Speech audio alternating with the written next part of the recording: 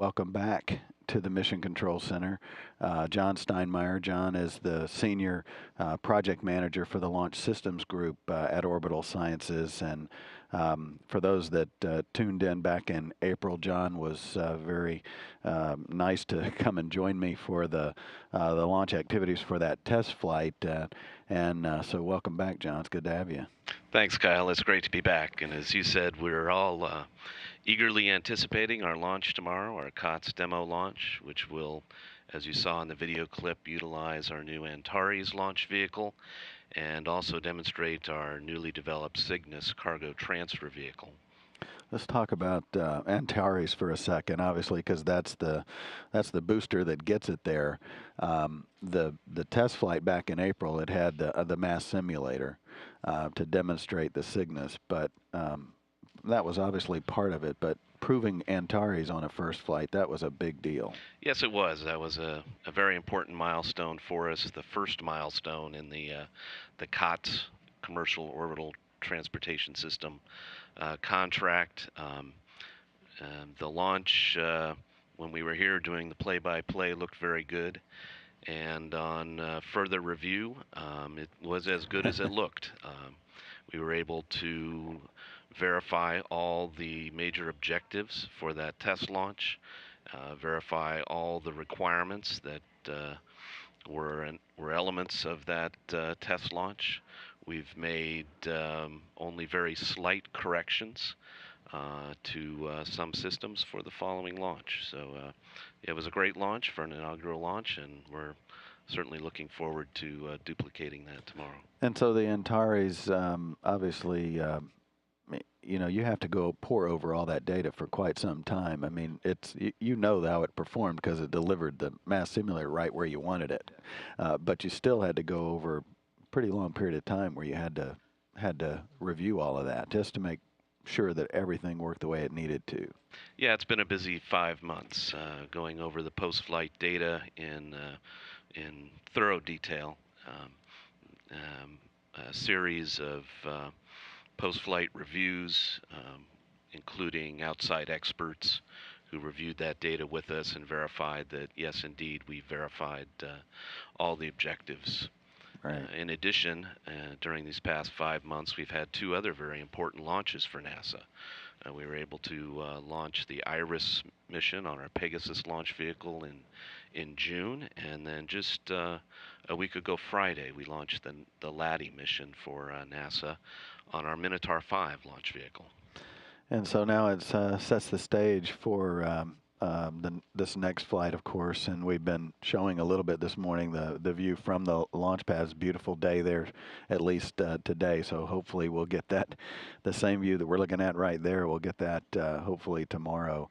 The latest report I heard was about 75% of favorable weather, maybe some clouds that may be in the area, but of course the weather forecast is something that they'll start looking at a lot more closely once that countdown begins, which is roughly about 8 hours or so before launch.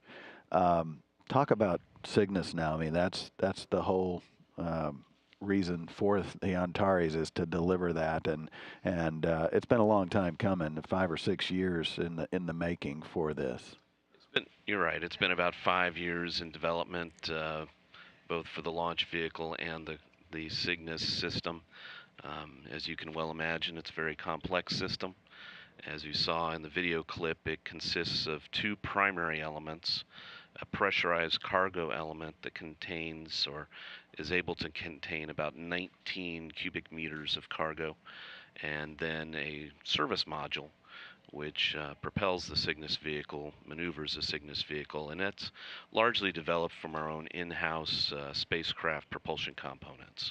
Yeah, so there's, it's like historical components that are proven that you guys have been working on and evolving into what we're going to see with Cygnus and this delivery to the station. And Cygnus is going to rendezvous fly and will perform a number of steps on the way to the station to prove it as a rendezvous vehicle as well. Yeah, that's correct. As you mentioned earlier in the broadcast, it's about a 4-day mission before we are able to berth with the space station. During that time, we'll execute a number of burns to essentially catch up to the space station, maneuver within range of the space station. We need to verify some systems on board the Cygnus as part of the COTS milestone objectives, and verify that the vehicle is safe and fully operational and ready to do its job to deliver cargo to the space station.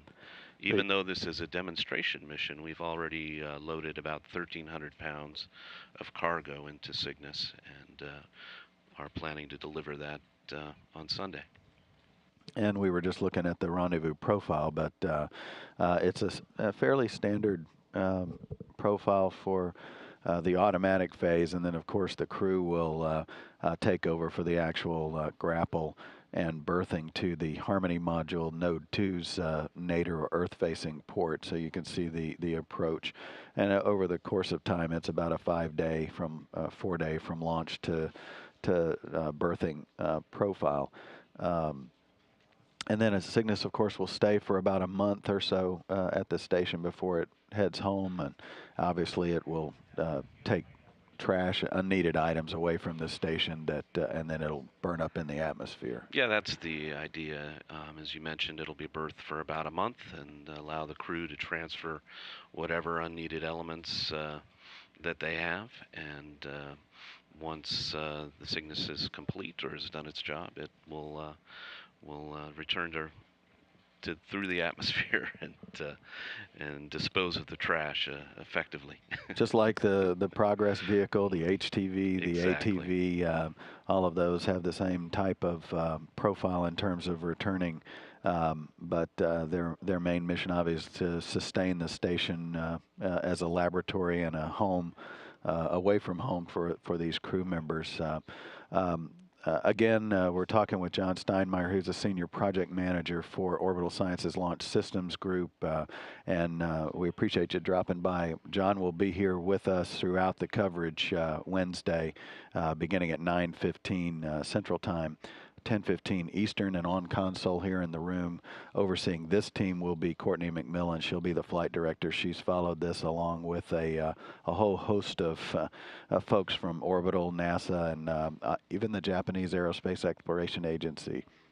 So it's a great team that's greatly anticipating the launch and arrival of Cygnus. Yeah, we're expecting a big day tomorrow.